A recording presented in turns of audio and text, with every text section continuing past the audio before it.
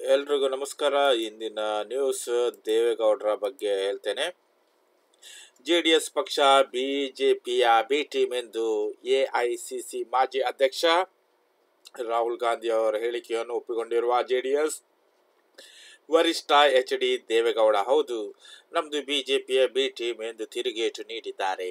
JDS ಅಭ್ಯರ್ಥಿ ಮೈಲೇಶ್ ಬಾಬು ಪರ ಶುಕ್ರವಾರ ಚುನಾವಣಾ ಪ್ರಚಾರದಲ್ಲಿ ಮಾತಾಡಿ, ಹೌದು, ನಮ್ದು ಬಿಜೆಪಿಯ ಬಿ ಟೀಮ್, ಹಾಗೆ ನಾನು ಅದರ ನಾಯಕ.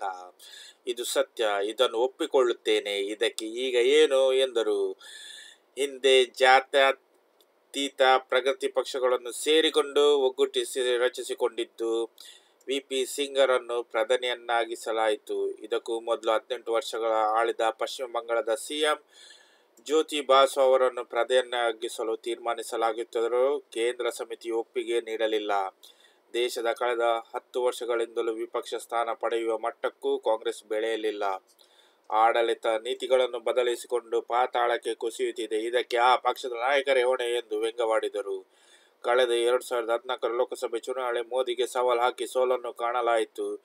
ಆಗ ಮಾತಿನಂತೆ ರಾಜೀನಾಮೆ ಸಲ್ಲಿಸಲು ಮುಂದಾಗ ಸ್ವಂತ ಮೋದಿಯೇ ತಡೆದರು. ಹಿರಿತನದ ಅನುಭವ ಬಳಸಿಕೊಳ್ಳಲು ಸಂಸತ್ನಲ್ಲಿರುವ ಸಲಹೆ ನೀಡಿದರು. ಇದಕ್ಕೆ ಈ ಇಳಿ ವಯಸ್ಸಿನಲ್ಲಿಯೂ ಎನ್ಡಿಎ ಪರ ಪ್ರಚಾರ ಕೈಗೊಂಡಿರುವೆ ಎಂದು ಎಚ್.ಡಿ. ದೇವೇಗೌಡ ಅವರು ಹೇಳಿದ್ದಾರೆ. ನಿಮಗೆ ಇಷ್ಟವಾದರೆ ವಿಡಿಯೋ ಲೈಕ್ ಮಾಡಿ, ಸಬ್ಸ್ಕ್ರೈಬ್ ಮಾಡಿ ಮತ್ತು ಕಮೆಂಟ್ ಕೂಡ ಮಾಡಿ.